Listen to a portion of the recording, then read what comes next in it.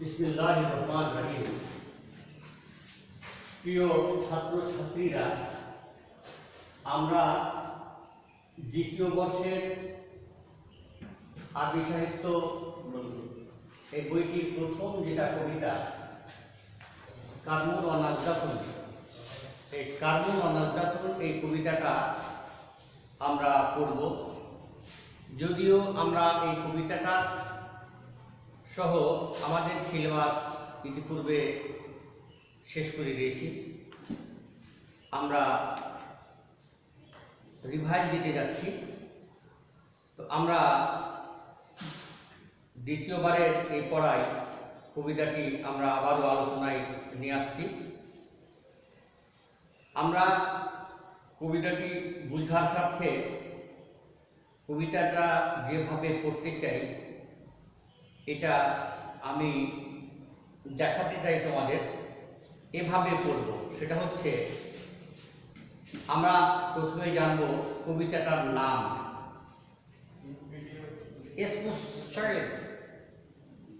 Name of the poem, কবিতার নাম আমরা জানব।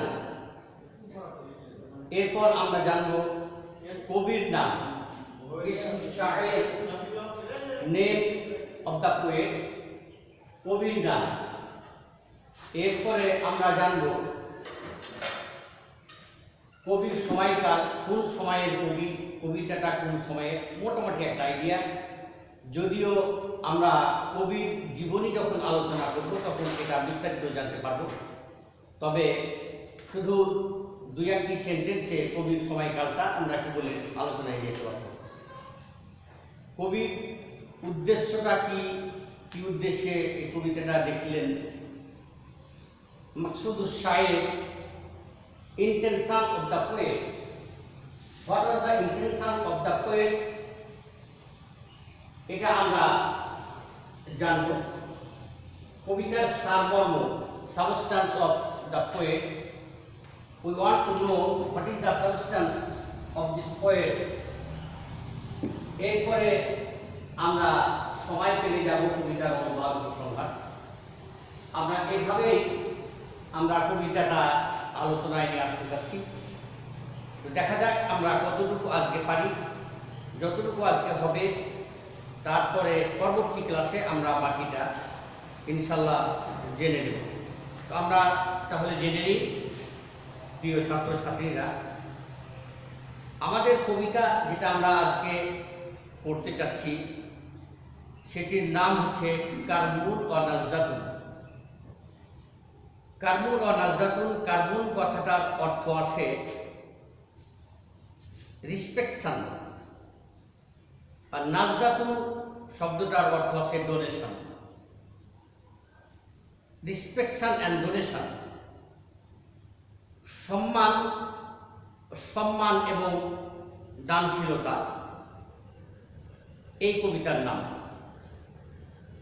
আর এরপরে আমরা জেনে নিই কবির নাম। Who has written the poem, কে লিখেছেন কবিতাটি, কবির নাম কি?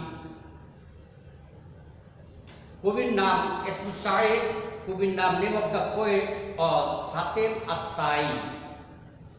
হাতেম আত-তাই, হাতেম ওনার নাম, তাই বংশীয় নাম।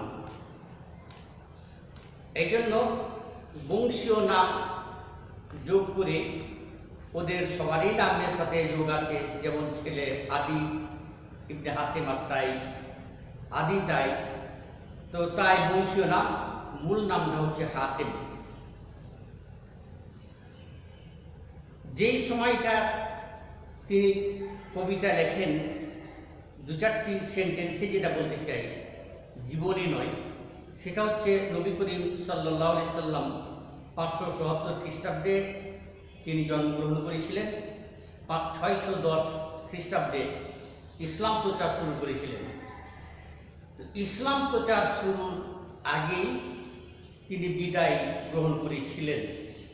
তার ছেলে আদি ইবনে হাতেম তাই, তিনি ইসলাম কবুল করে নবী করিম সাল্লাল্লাহু আলাইহি সাল্লামের সাহাবা হওয়ার গৌরব অর্জন করতে সক্ষম হয়েছিলেন। এই সময়কার তথা নবী করিম সাল্লাল্লাহু আলাইহি সাল্লামের নবুয়তের আগেই তার তিরোধান ঘটেছিল। আমরা জীবনী যেহেতু আলোচনা করছি না, সময়কালটা একটু আইডিয়া দিলাম মাত্র। এরপরে কবির উদ্দেশ্য, এই কবি কি উদ্দেশ্যে এটা লিখেছেন, উদ্দেশ্যটা তোমাদের জানানোর জন্য আমি বলি। আরবের তখন একটা যে টেন্ডেন্সি ছিল, সামাজিক একটা মানসিকতা বিরাজ করত, এখান থেকে কবির মানসিকতা মুক্ত ছিল না। তথা কবি চেয়েছিলেন যে তিনি এবং তার বংশ কত সম্মানী, সমাজে তার প্রতিপত্তি কি, এবং দানের ক্ষেত্রে তার অবদান কত কত উদার, এই জিনিসটা কবিতার মাধ্যমে বোঝানোর জন্যই মূলত কবিতা তিনি লিখেছেন। যে তারা সম্মানী ব্যক্তি, দানশীলতা, মানুষের সেবা, মেহমানদারিত্ব, এই জিনিসটা তাদের চরিত্রের ভূষণ। এই জন্যই এই জিনিসটা বোঝানোর জন্যই বলা যায় কবিতা উনি লিখেছেন। তাহলে কবিতা লেখার উদ্দেশ্যটা আমরা সংক্ষিপ্তভাবে বুঝতে পারছি। সারাংশটা আমরা যদি করি, আলোচনা করি, তাহলেই আমরা বুঝতে পারবো যে এটা কি। আদরের ছাত্রছাত্রীরা, সাবস্টান্স অফ দ্য পোয়েম ঠিক এরকম। যা রাজুলুন জায়ুন ইলা দারে বাইত শাইর ওয়া হুয়া কানা জায়ুন শাদীদুন ওয়া দাআ শাইরান কাল মাজনুন ওয়া লাইসা হুয়া মাজনুন। ফালাম্মা সামিয়া শাইরু সাওতাত জাইদ খরাজা মিন গুরফাতিহি ওয়া নাজারা ইলা জাইফি فرحبه وقال يا رفيقي يا صديقي جئت موجوعا صديقا لا تهجن لا تهجن هذا موضوع شخص للجايب لا تهجن اجلس لا تقعد الصائم إليه ولا تسأله سيئا. وذهب إلى غرفة جميل فجابها جميلا سمينا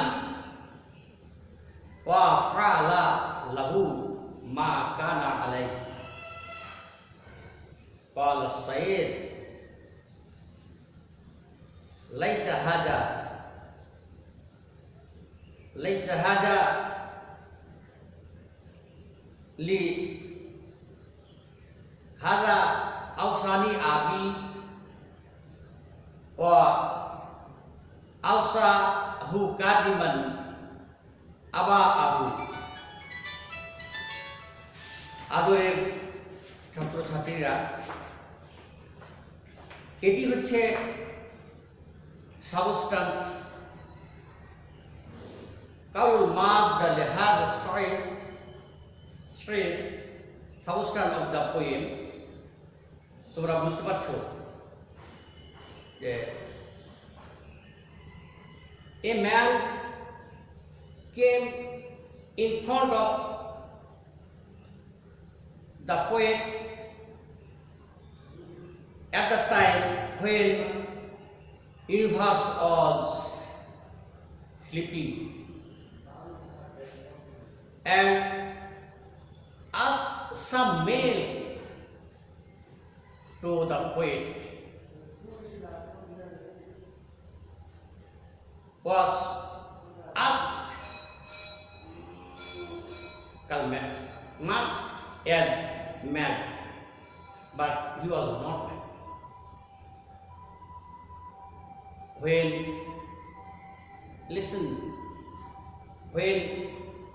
the poet listened the sound of guest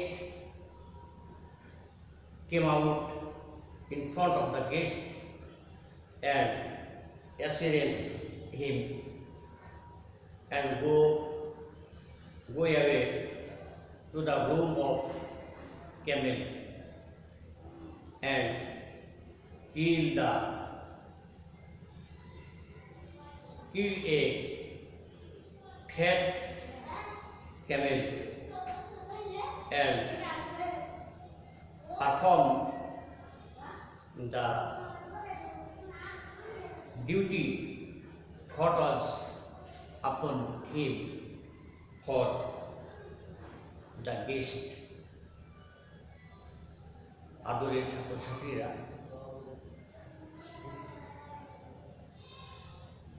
তোমরা বুঝতে পারতেছ আমি আবারও তোমাদের সহযোগিতার জন্য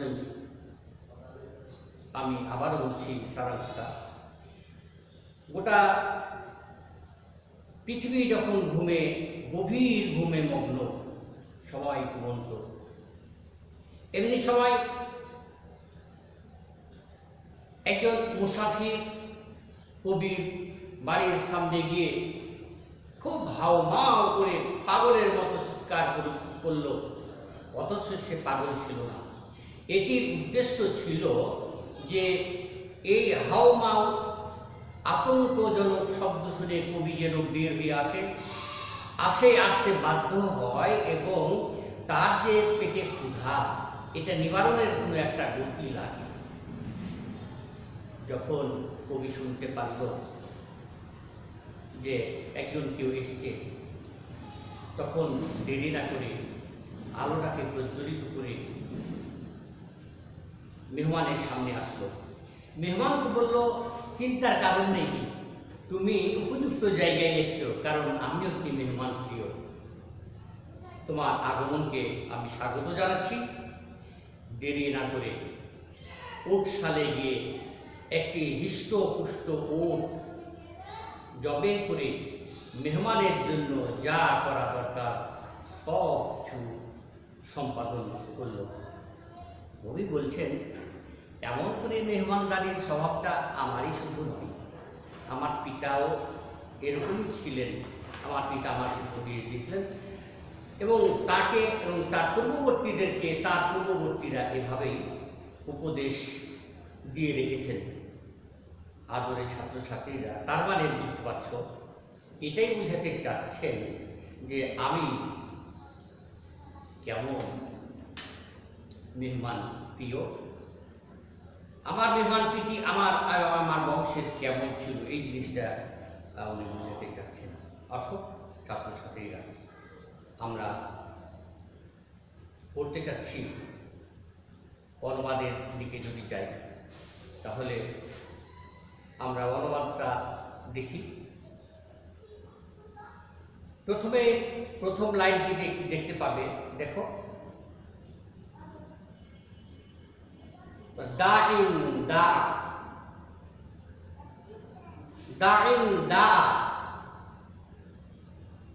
দাইন কথাটার অর্থ হচ্ছে আহ্বানকারী।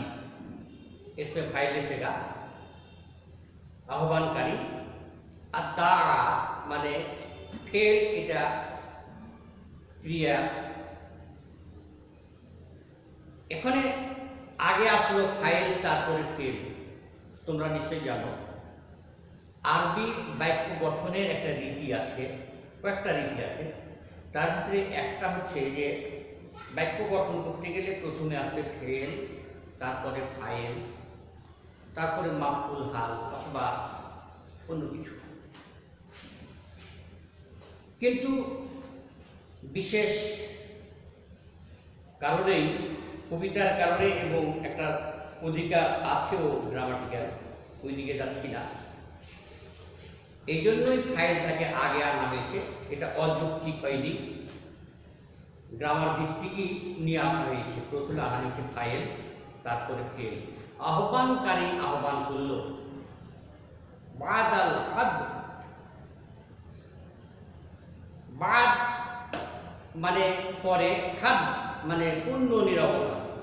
গোটা দুনিয়া যখন পূর্ণ নীরব, শান্ত, ঘুমন্ত, এই সময় কবি বলতেছেন যে আমার বাড়ির সামনে আসলো একজন আহ্বানকারী, আমাকে আহ্বান করলো আমার বাড়ির সামনে গিয়ে।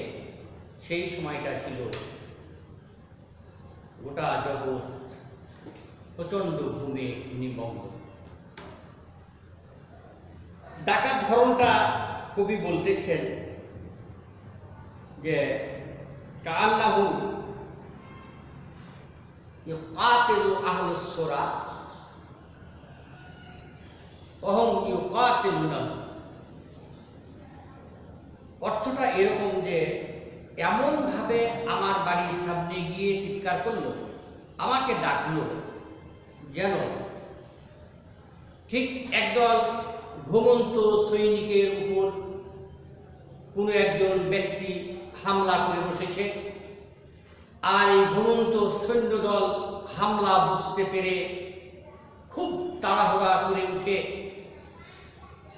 ওই শত্রুর মোকাবেলা করার জন্য যেমন বিকট আওয়াজ নিয়ে উঠে পড়লো, শোরগোল শুরু হয়েছে। আর ওরাও হামলাকারীকে আক্রমণ শুরু করেছে। এই পরস্পরে ওই কঠিন মুহূর্তে আক্রমণ করলে যে অবস্থার সৃষ্টি হয়, আমার মেহমান, কবি বলছেন আমার মেহমান আমার বাড়ির সামনে গিয়ে এভাবে বিভৎস এক শব্দ নিয়ে আমার বাড়ির সামনে গিয়ে আমাকে আহ্বান করেছিল, কিছু খেতে চাচ্ছিল। সে নিরাশ হয়ে ইয়াইসান কাল মাদা ইয়াইসান কাল মাজনুন ওয়ালাইসা ফিহি মাজনুন। সে পাগলের মতো চিৎকার করছিল, পাগলের মতো। কোনো স্বাভাবিক ঠান্ডা ভদ্রচিত কোনো আওয়াজ তো তার কাছে ছিলই না। অথচ সত্যিকার অর্থে লোকটি কোনো পাগল ছিল না, স্বাভাবিক জ্ঞানের চালাক চতুর মানুষই ছিল। অথচ এটি করেছিল এই জন্য যে ওর একটা টার্গেট ছিল, ফায়দা আছে, টার্গেটটা অর্জন করার জন্যই এটি করেছিল। আদরের ছাত্রছাত্রীরা, আমরা আজকের মতো এভাবে অসমাপ্ত রেখেই আজকের ক্লাসটা শেষ করছি। সামনের ক্লাসে বাকি অংশ এবং প্রয়োজনীয় কথা আমরা আলোচনা করব। তবে এখানে একটা কথা আমি বলে নিয়ে শেষ করতে চাচ্ছি, তা হচ্ছে যে দাইন দা বাদাল খান, বাদ শব্দটা এটা আরবি শব্দ। একটু জেনে নাও একটা ভাষা কিভাবে সমৃদ্ধ হয়, এই কথাটি বলে শেষ করছি। একটি ভাষা, যে কোনো ভাষা, আমাদের ভাষায় বলি না কেন, আমাদের বাংলা ভাষাতে বাদ কথাটা আছে। ওই যে বলে না যে সম্মানিত ভাইরা আমার, আজকে বাদ মাগরিব অমুক জায়গাতে অমুক স্থানে একটা মাহফিল হবে, বাদ মাগরিব মানে মাগরিবের পরে। এই যে পর কথাটা, পরে কথাটা আমাদের বাংলাতে আছে, বাদ কথাটা। আমরা জানি আমাদের বাংলা ভাষাও সমৃদ্ধ হয়েছে 5টি ভাষার সমন্বয়ে বা 5টি অবস্থার সমন্বয়ে। সেটি হচ্ছে তদ্ভব, তৎসম, অর্ধ তৎসম, দেশি এবং বিদেশি। এই 5 প্রকার শব্দ দিয়ে আমাদের বাংলা ভাষাটাও সমৃদ্ধ। তো আমাদের বাংলাতে বাদ কথাটা যেটা আসছে, এটা আরবি শব্দ। আরবি শব্দ বাংলাতে এটাই নয়, আরও অনেক শব্দ আছে। আরবি আছে, ইংরেজি আছে, ফার্সি আছে, উর্দু ভাষা আমাদের ভাষাতে আছে, বিদেশি ভাষা। আমাদের দেশি ভাষা যেমন আছে, বিদেশি ভাষাও আছে আমাদের ভাষাতে। একটা ভাষা শুধু নিজস্ব ভাষা দিয়েই আসলে সমৃদ্ধ হতে পারে না, হয় না, হয়ে থাকে না স্বভাবতই। তো আমাদের বাংলাটাও ঠিক, বাংলাতে আমাদের এই বাদ শব্দ, আরবি শব্দটা এসছে যে পরে পরে কথাটা বাদ, কথাটা আরবি শব্দ। আরও দেখতে পাওয়া আদালত, মুনসেফ, এগুলো আরবি শব্দ। এভাবে অনেক শব্দই আছে আরবি, তেমনি ইংরেজি শব্দ আছে, অন্য শব্দ আছে। তো আমি বলতে চাচ্ছিলাম যে আমরা আরবিতে বাদ শব্দটা পড়ছি, যে দাইন দা বাদ আল গাদ, বাদ কথাটা যেটা, এটা আরবি শব্দ বাংলাতে এসছে। আমরা কোরআনে বিভিন্ন জায়গায় দেখতে পাবো যে মিন বাদে মা তাবায়্যানা লাহু আন্নাহু লাফা, কোরআনে বিভিন্ন জায়গায় দেখতে পাবো মিন বাদে মা তাবায়্যানা, বাদ শব্দটা আছে। তো বাদ শব্দটা আরবি শব্দ, আমরা আজকে কবিতাতে দেখতে পাচ্ছি। তেমনি আরবি শব্দটা, এই বাদ শব্দটা এখানে আমাদের বাংলাতেও স্থান করে নিয়েছে। তো যাক, আজকের মতো আমরা ক্লাসটা এখানেই শেষ করছি। আমরা যা আলোচনা করলাম তার কিয়দংশ কিছু আলোচ্য বিষয় থাকলে এবং সামনে ক্লাসে বাকি বিষয়গুলো আলোচনা করে আমরা কবিতাটা শেষ করবো ইনশাআল্লাহ। আল্লাহ আমাদের সহায় হোক, তোমাদের আমাদের জীবন আল্লাহ সুখী করুন। আসসালামু আলাইকুম।